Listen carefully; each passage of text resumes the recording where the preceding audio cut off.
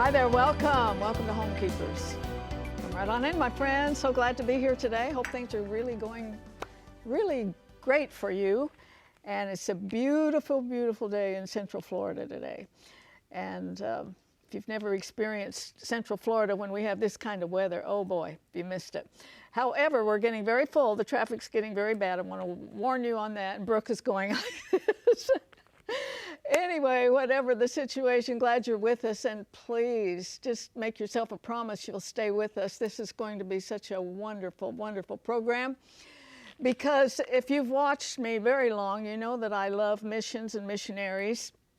And I remember as a pastor's kid, you know, when the missionary would come and they'd bring all these artifacts and put them on the altar, and we go look at them and kind of have this imagination of faraway lands. Well, it's not like that anymore. You can get on a plane and be there in a matter of hours.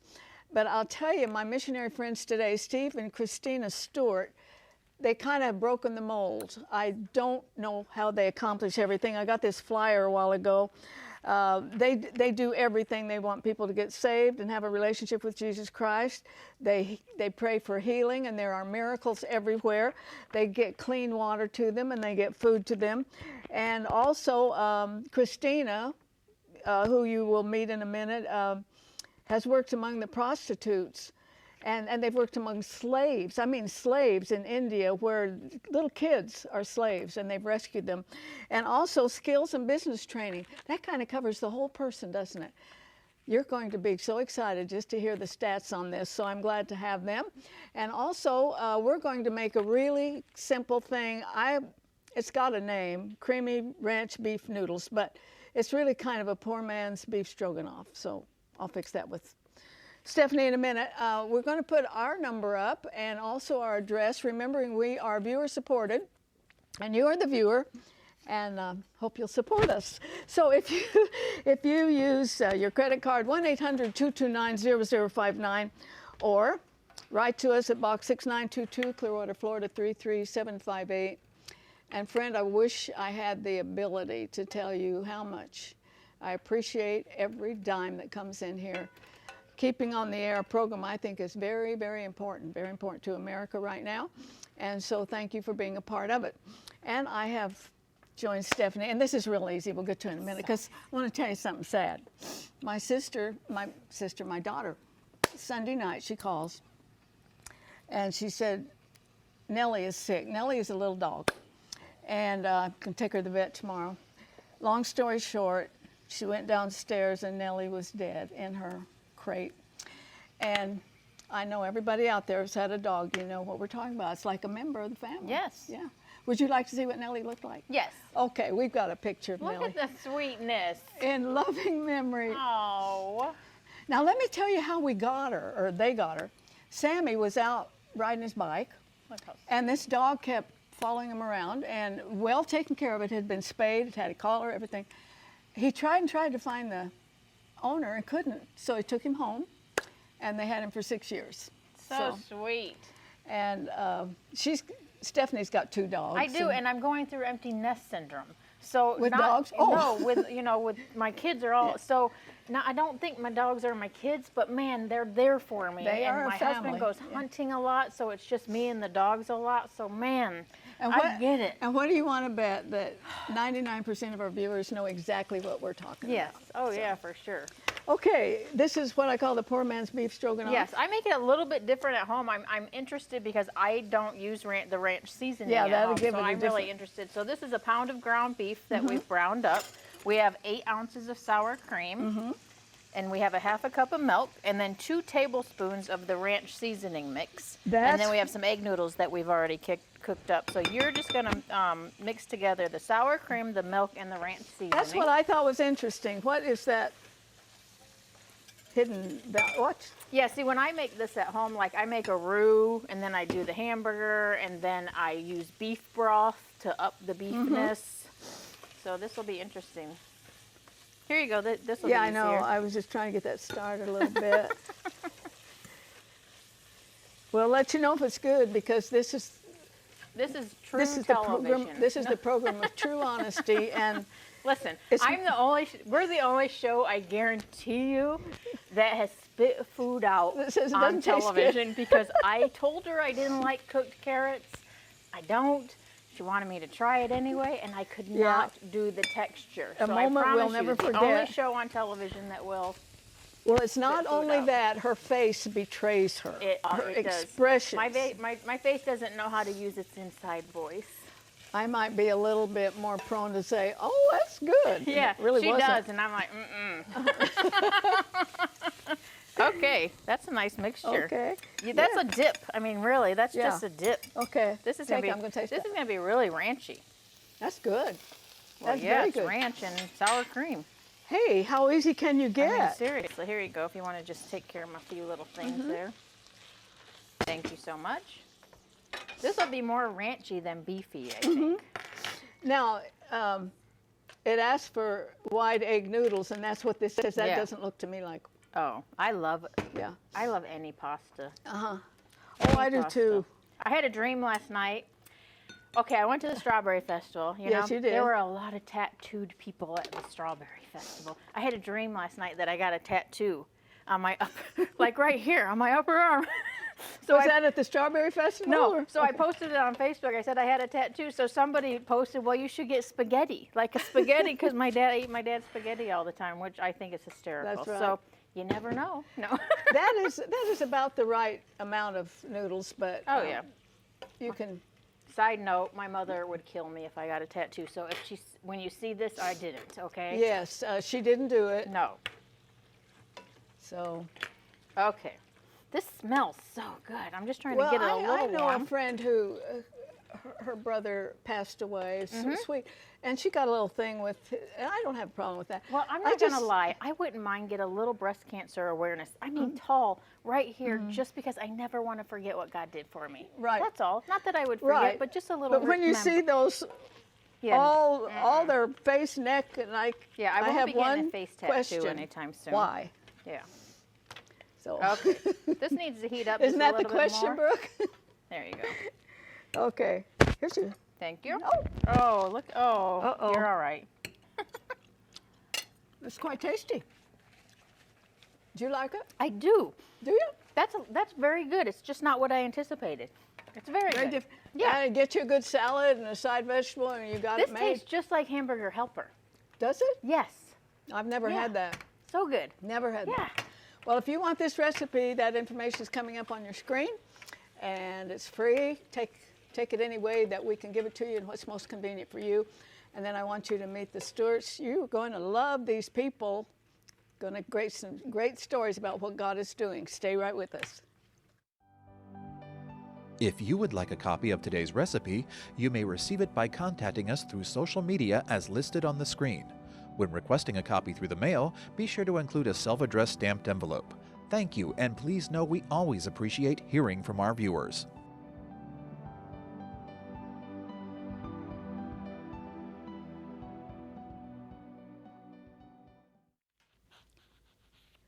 I am so pleased to welcome to Homekeepers Steve Stewart, his wife Christina, and they do so much to make my head hurt. And my first question to Steve when I met him was, how do you do it? How do you keep it straight? Welcome. Welcome to Homekeepers. Thank you. Welcome, It's good to be Christina. here. It's good to be So glad to have you. And I've always been a fan of missions. And when I went through your books and read your story, it's just kind of leaves me speechless. So at what point did you receive Christ? I received Christ. We'd been married about a year and a half, and I didn't have any Christian friends. But I came to a kind of a point of crisis. As a young man, I was only 23, but I remember pulling out a Bible, which I had from a literature course. I was a literature major, and said, "If you're real, I'm going to read this for 2 weeks, and you've got that long to show me." How's that? Did you start in the Old Testament? No, I knew good. enough because of literature. I started in the Gospels, and somewhere in there, a week, 10 days, it suddenly hit me, and I had no language for this, but it was the Holy Spirit. It was revelation. You're real. This is real. And that's how I came to Christ. And then Christina, about 9 or 10 months later. 9 months later. It was rocky for us.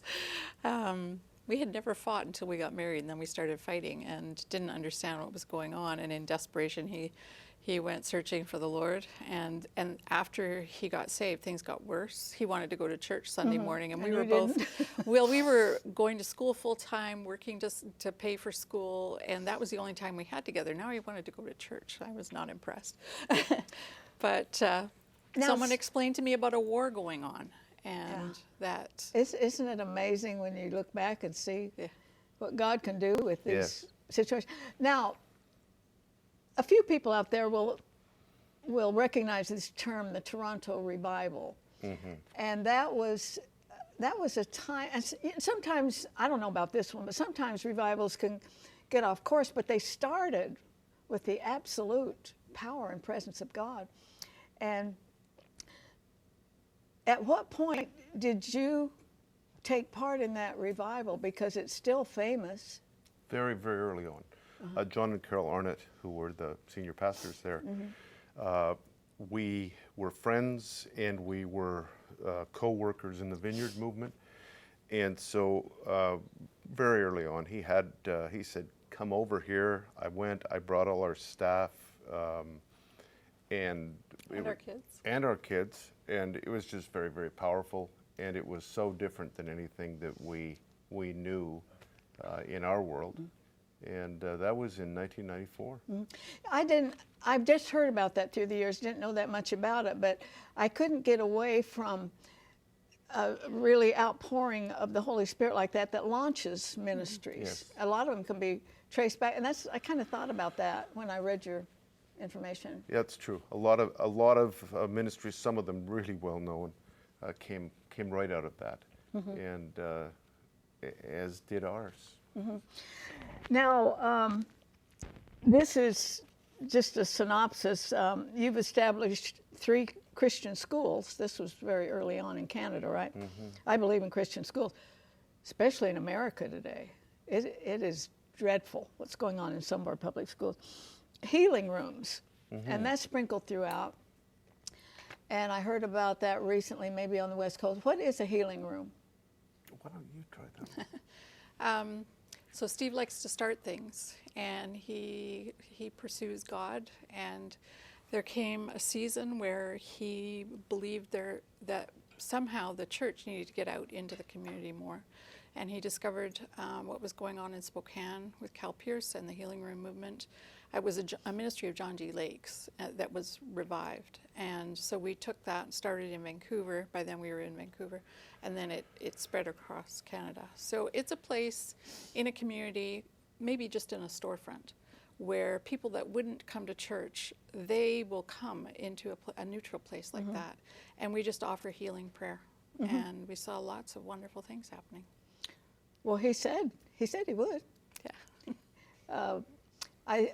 Sometimes I wonder about the American church, because one thing that's pretty plain in the book of James, they lay hands on the sick and they shall recover. There's so few churches who do that.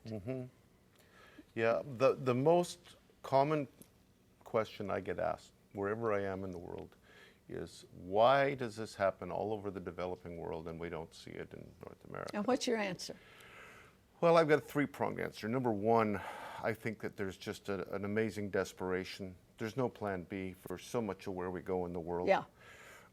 Number two, there isn't the skepticism. When we tell people, non-Christians, we tell Hindus, Buddhists, Muslims, Jesus is going to heal you now, they go, oh, good.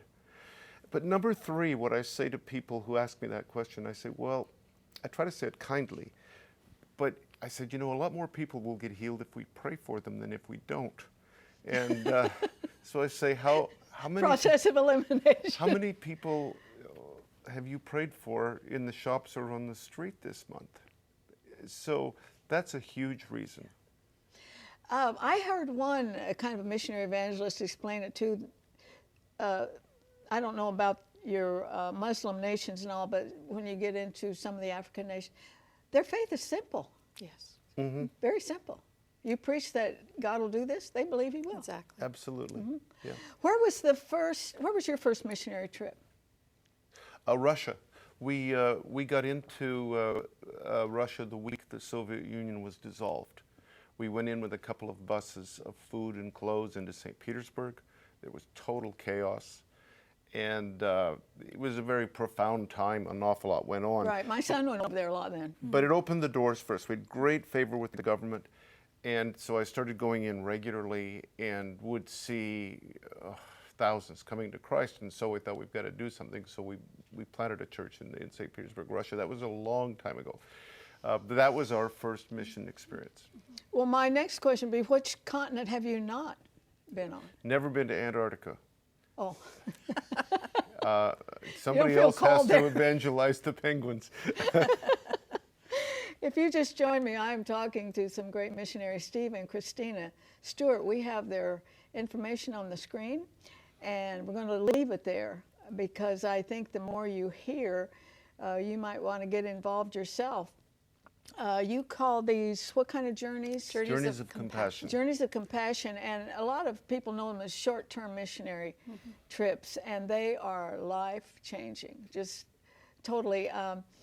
And your ministry takes it farther than any I've ever known of, in that you get into the water and help people start businesses and all of these things in the name of Christ that they had no opportunity. In fact, what would you say is the kind of the educational level of most of the places you go? Oh, well, many of them are illiterate. And Totally illiterate. Totally illiterate, and very few would go beyond primary school, which is grade 6 out in the country with no electricity and so forth. So very, very little.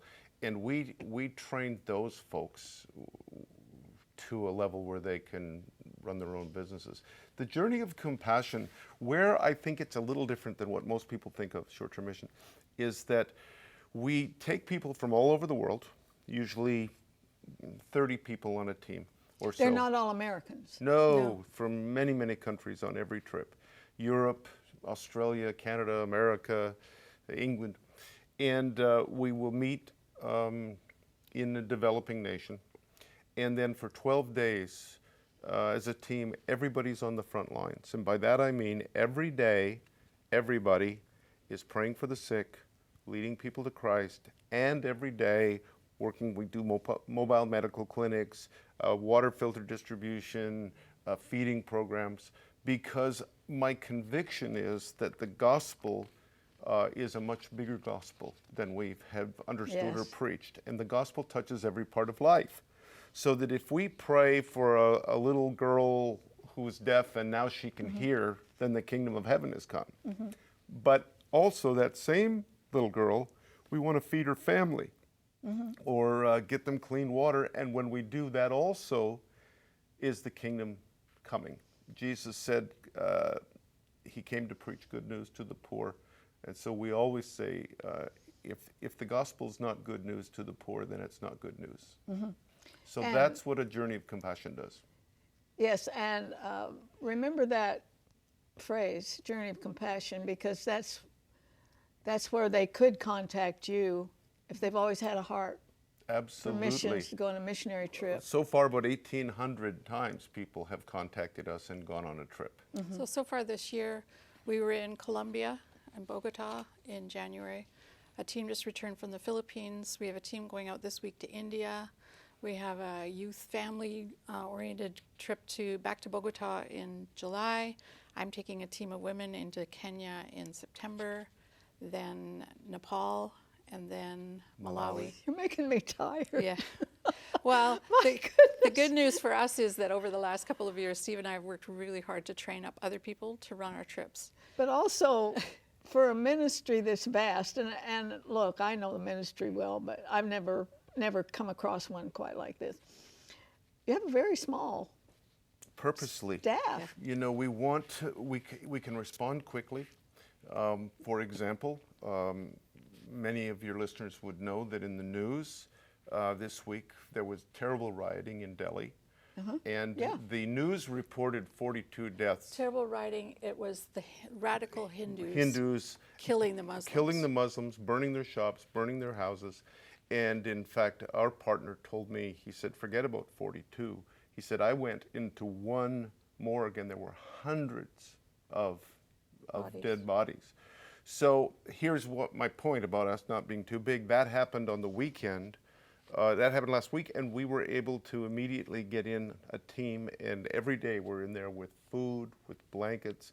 Praise the Lord. People We put it on gave- our website, and people give, and within 12 hours the money was in India Yeah, doing within 12 work. hours, giving me it goosebumps. had turned into food and blankets, and that's what we're doing every day. And at the same time, praying for those poor traumatized people. We've seen thousands of Muslims come to Christ. We've seen tens of thousands of Hindus come to Christ because we demonstrate the gospel. It isn't just words. Right. It's supernatural It's demonstration. deeds. It's compassion. Yes, let me remind you, I'm just feeling the Holy Spirit's guiding us. I think, write that down. You might not even know what you want to do with it now, but write this down, because we're not just dealing with these temporal things that we so desperately need. What's wrong that this world, the whole world doesn't have clean water, you know? And the only place you can go is sin. That's the only place you can go is governments with dictators that don't let the people have anything and try to keep them ignorant. And that's all over the world. But when so you take care of that, but also you believe in the supernatural, you believe in miracles. Absolutely. And tell us about, pardon me, the gentleman you prayed for that was deaf and blind. Oh yeah, yeah. We were in a community in Uganda. Now, truthfully, this happens all the time. I haven't heard a testimony like this of supernatural healing since yesterday, and that was in the Philippines.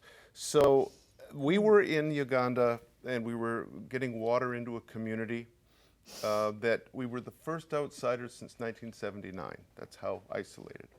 And while we were doing water filters, an elderly lady came out of this hut, and we went to get her water, and she said, "Would you pray for my husband?" She said, "He's been lying in bed. He's never left the bed for 8 years. You can imagine what that would do to your body. And he's blind." And then she started to cry, "And he's deaf, so we can't talk to each other anymore." So I went in, and I prayed for his hearing, and suddenly he's just talking. It was in Lugandan, but he's talking, his wife's talking faster and faster. She's crying and laughing. And then I said to him, I wanted to pray for strength to come into this atrophied body from 8 years of no motion. And I prayed for him, and then I said, "Sir, would you like to try to stand up?" I was kneeling beside his bed, his cot. And he said, "Yes, I would." So I started to get up to brace him, and before I could get on my feet, he jumped out of bed, and he was standing there. And I said, "Do you want to try walking?" "Yes, I would." He walked. I prayed for his sight. He got light. He just got light, although the next day, one of our team went back to check on him, prayed for him, and he got full vision. So now, all of that happened. At the same time, as that happened, the two team members who were with me, they walked down the road, a couple hundred yards, saw a woman sitting out front, said, "Can we pray for you?" "Yes." "What do you need?" "We need a financial miracle. We're broke. We're destitute." She said, "Because you see, 8 years ago, my father got sick. He's laid in bed for 8 years. He's never got out of bed. He's deaf. He's blind. And all our money has gone to doctors. And so we're broke." And they said, "We have some very good news for you." So that's the point of that story. There's many points, but one of them is, if we will step out, God does so much more than we even realize. The chain reaction of what happens with the gospel. I know when I read that story, I thought, this is the method Jesus used to bring them to the kingdom. Those miracles had a purpose. Absolutely. And it wasn't just to make their life better here on earth. That's right. And he drew them into the kingdom, and that's the reason for the loaves and the fishes. And so you are feeding people, you're helping them really on every level of what we need to exist, and it's to draw them to the kingdom. That's right. But the journeys of compassion are just the first step in, usually. And we always do follow-up projects. So last year in India, they did the team that was there did a medical clinic in a brick factory. And our partner had worked with the manager of the factory and asked if we could free the children and allow them to go to school. Because all the laborers in the brick factory were are slaves. all of them, Yeah. 3 generations. So we were hoping to get a few hundred kids into school. And we put it on our website, and we had a really short timeline because school term was about to start. And we managed to get 862 children rescued. And one of the neat parts of the story was women that we had trained in our skills training program to sew, now we needed 2 times 862 uniforms. And so these women who previously had been on the streets now had a business, and now we hired them to sew the school uniforms for the kids from the brick factory. And one of the other great things is the medical team told me 100% of those kids were severely malnourished. Yeah. They were eating brick dust. That's how hungry they were. And besides getting them out of slavery, we got them into school where they will stay their whole school career, and they get a nutritious meal every day. And then we have teams that meet You them. said a meal. Yes. Yeah. A The Americans, we have 3 meals plus snacks. Yeah, well, they were eating brick dust with their rice to try to fill their stomachs. So now they get a nutritious meal, and then we have a team, we have 5 teams that go to 5 locations after school and do 2 hours of tutoring. I was going to say the Indian word tuition, tutoring for these kids. And one of the things that it happened so that the factory worker owner went from, well, I don't think that'll work, to now he's like an evangelist. So we've got factories all over. We have 1,200 kids. In fact, I really love your listeners to look on our website because we have 1,200 more kids waiting to get out of slavery. From the time they're 3, they're stacking bricks and get a whole new life. Yep. And so they can find out about how to help on We are the out of time website. right now, but they're going to be on the next program. Be sure you tune in. Going to have Christina tell us how she helps women to get out of prostitution and the kind of ministry she has to women. We have a lot of great ministries in the United States for women, but aren't you glad that there's some great ones going on all around the world? So the Stewarts will be with me on the next program. Do not miss it.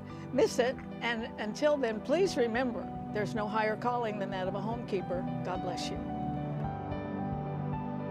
If you should miss a Homekeepers program, you can catch up by going to www.ctnonline.com. Click on CTN Programs and then on Homekeepers.